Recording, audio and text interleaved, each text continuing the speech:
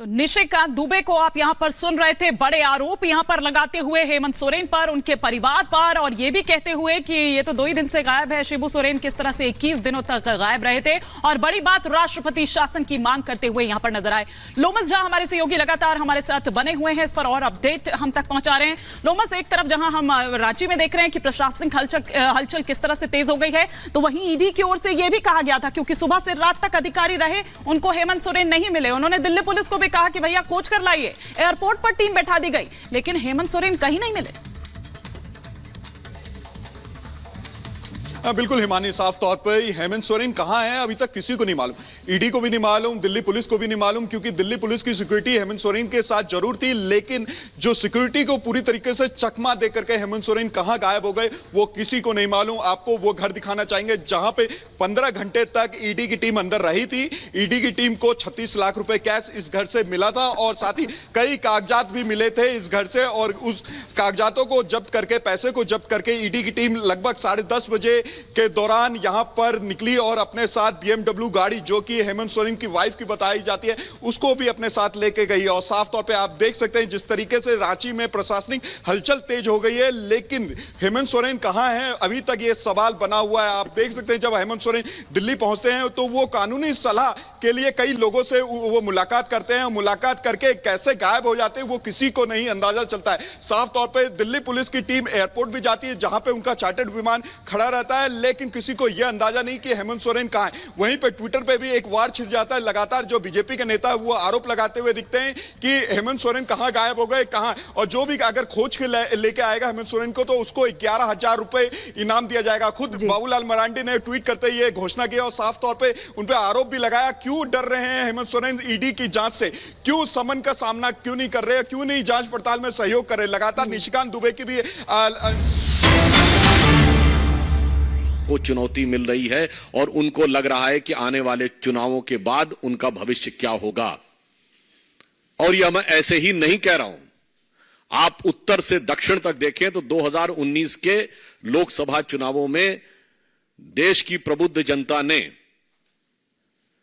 Entitlement के आधार के ऊपर जो लोग लोकतंत्र के नाम पर राजतंत्र चला रहे थे, चाहे कश्मीर में अब्दुल्ला और मुफ्ती परिवार हो, वो लोग चुनाव हारे, पंजाब में बादल परिवार चुनाव हारा, हरियाणा में हुड्डा परिवार चुनाव हारा, अशोक गहलोत जी का बेटा चुनाव हारा, उत्तर प्रदेश में अखिलेश यादव जी की पत्नी चुनाव हारी, चौधरी अजीत सिंह और उनके बेटे चुनाव हारे, बिहार में लालू प्रसाद यादव जी की बेटी चुनाव हारी, फिर चाहे तेलंगाना में केसीआर जी की बेटी चुनाव हारी हो, अथवा परिवारवाद के सबसे बड़े प्रतीक श्री राहुल गांधी जी चुनाव हारे।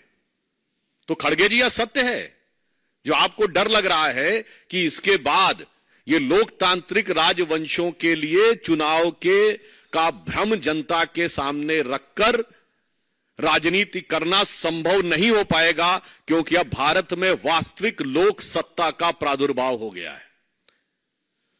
सो वॉट एवर श्री खड़गे ji saying, it is real meaning is that those dynastic politics under the garb of democracy, which is continuing, which has been totally discarded by voter in the last election, now seems towards an eclipse, and the true emergence of true democracy is there in the offing, जिसमें भारत के सभी युवा और सभी मतदाता, जो प्रधानमंत्री जी ने कहा है, भारत का गरीब, भारत का किसान, भारत की महिला और भारत का युवा अपनी शक्ति के साथ उभर कर सामने आ रहा है।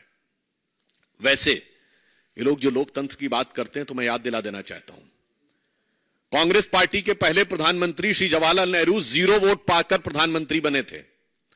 अप्रैल 1946 में कांग्रेस कार्य समिति की बैठक में 16 कांग्रेस कमेटियों में से एक ने पट्टाभी सीतारमैया को और एक ने कृपलानी जी को वोट दिया था, और बाकी सारे के सारे वोट सरदार पटेल को मिले थे, और 0 वोट जवाहरलाल नेहरू को मिले थे। और इस बात की, उस घटना के अंदर का point by point, minute by minute reference Kripalani की किताब माई डेज विद गांधी में है, मौलाना आजाद की किताब इंडिया विंस फ्रीडम में है, दुर्गा दत्त की किताब India from Curzon to Nehru and thereafter में है। और जो अंतिम प्रधानमंत्री हुए, हो सकता है कि वो व्यवहारिक दृष्टि से कांग्रेस पार्टी के अंतिम ही प्रधानमंत्री भविष्य के लिए सिद्ध हों, doctor Manmohan Singh, the accidental prime minister, उनको कोट कर रहा हूं। प्रणब मुखर्जी जी की पुस्तक का विमोचन करते समय सोनिया गांधी जी की उपस्थिति में स्वयं डॉक्टर मनमोहन सिंह जी ने कहा कि जब मुझे प्रधानमंत्री बनने के लिए कहा गया तो मैं प्रणब दा के पास गया, मैंने कहा प्रणब दा आप मुझसे अधिक योग्य हैं। डॉक्टर मनमोहन सिंह कहते प्रणब दा आप सबसे अधिक योग्य हैं, मगर मैडम ने मुझे कहा है। लोकतंत्र का अद्भुत स्वरूप है। पहले प्रधानमंत्री से लेकर अंतिम प्रधानमंत्री तक, 0 वोट से लेकर 0 वोट तक प्रधानमंत्री बनाने वाले लोग आज कहते हैं कि लोकतंत्र हमें समझ में नहीं आता है और लोकतंत्र के वास्तविक रक्षक वो हैं। फिर मैं कह रहा हूं, भारत के इतिहास में इनके जितने प्रधानमंत्री बने, इंदिरा गांधी जी क्या चुन के आई पहली बार? नहीं, कांग्रेस के अंदरूनी लड़ाई, इंडिकेट सिंडिकेट की लड़ाई में गूंगी गुड़िया के रूप में आई। स्वर्गीय राजीव गांधी जी का चुन के आए? नहीं, इंदिरा जी की दुखद हत्या से उपजी परिस्थितियों के कारण बनाए गए। श्री पीवी नरसिम्हा राव कैसे बने सबको पता है और डॉक्टर मनमोहन सिंह सबको पता है। तो भारत के राजनीतिक इतिहास में लोकतांत्रिक ढंग से अगर किसी पार्टी के 2 ही प्रधानमंत्री चुन के आए, जो जनता के सामने हमने रखा यह प्रधानमंत्री होना चाहिए और जनता ने चुन के कहा यही प्रधानमंत्री होना चाहिए, एक श्री अटल बिहारी वाजपेयी और एक श्री नरेंद्र मोदी। क्या बात करते हैं। और जहां तक लोकतंत्र की रक्षा की बात है तो जवाहरलाल नेहरू जी ने मजरूर सुल्तानपुरी को 2 साल इसलिए जेल में रखा था कि उन्होंने आर्टिकल लिख दिया था कि नेहरू जी की स्टाइल ऑफ फंक्शनिंग में हिटलर की झलक नजर आती है।